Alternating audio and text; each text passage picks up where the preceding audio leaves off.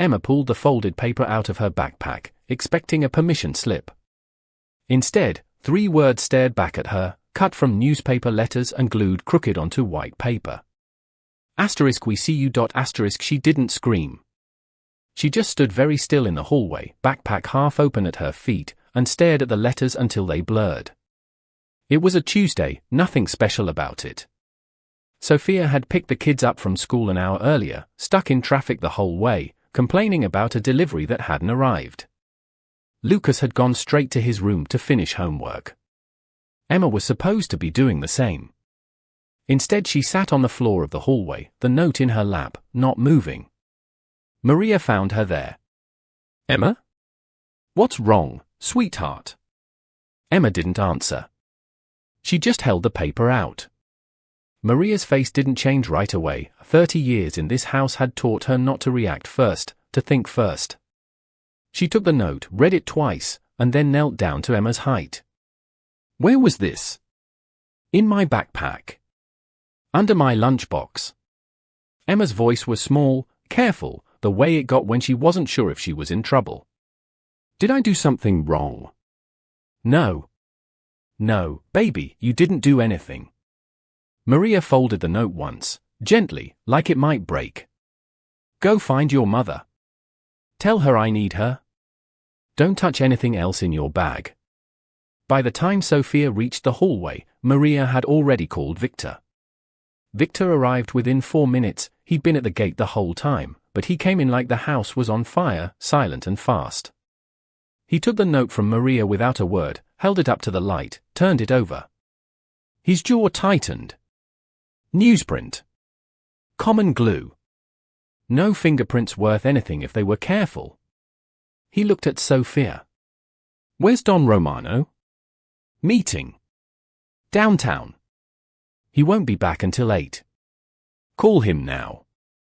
Sophia's hands were steady dialing, but her voice wasn't. Something happened. "It's about Emma. You need to come home." She didn't explain further. She didn't need to.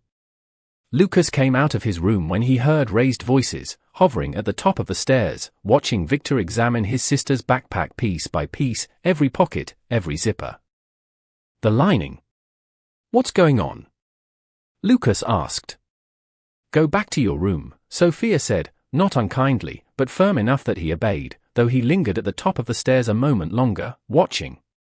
Emma sat on the kitchen stool, swinging her legs, not fully understanding why everyone had gone quiet and serious around her.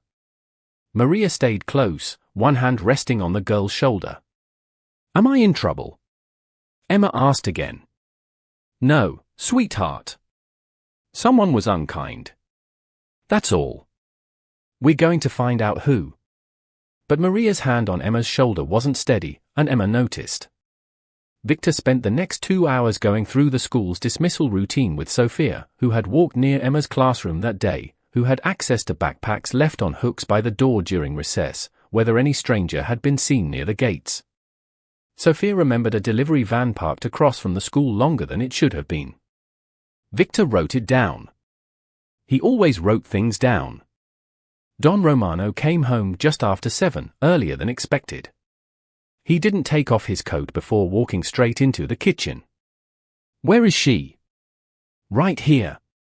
Maria stepped aside so he could see Emma, still on the stool, now drawing on a napkin like nothing had happened, the way children sometimes recover faster than the adults around them.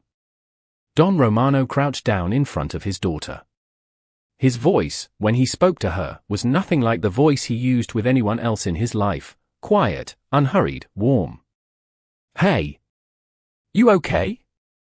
Emma nodded, though her eyes flicked toward the counter where the note sat, sealed now in a plastic bag Victor had produced from somewhere. "Somebody wrote me a mean note," she said. "Maria says it's not my fault." "It's not your fault." "Not even a little." He stood, and the warmth left his face the moment he turned away from her. He picked up the bag note and studied it under the kitchen light, exactly as Victor had. Who had access to her bag today? "We're working through it," Victor said. Could be anyone at pickup. Could be someone at the school itself. Could be a warning, Don Romano said quietly. Someone wanting me to know they can reach her. The kitchen went silent.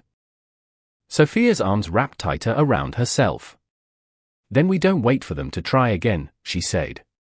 Don Romano looked at his wife for a long moment, something passing between them that didn't need words. 30 years of a marriage built around exactly this kind of moment, the collision between the world he came from and the family he'd built inside it. No, he agreed. We don't. He turned to Victor. Double the detail on the school run starting tomorrow. Quietly. I don't want her scared walking through those gates every morning. Then to Maria, check every bag, every delivery, everything that comes into this house until we know who did this. Already started, Maria said.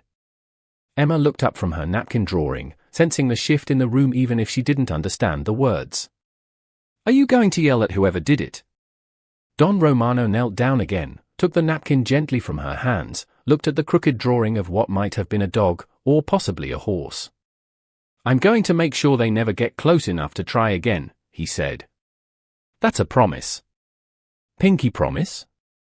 He held out his smallest finger, something he almost never did, something that made Lucas, still lingering at the top of the stairs, close enough to hear everything now, quietly smile despite the tension still thick in the house. Pinky promise.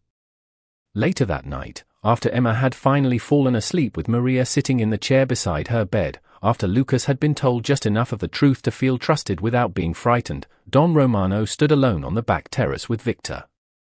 Find out who, Don Romano said. It wasn't a request.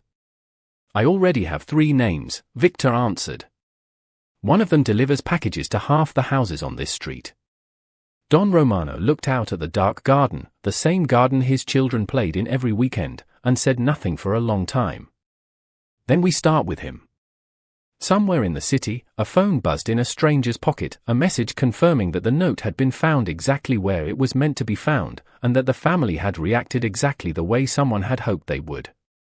The real message hadn't been delivered. Yet.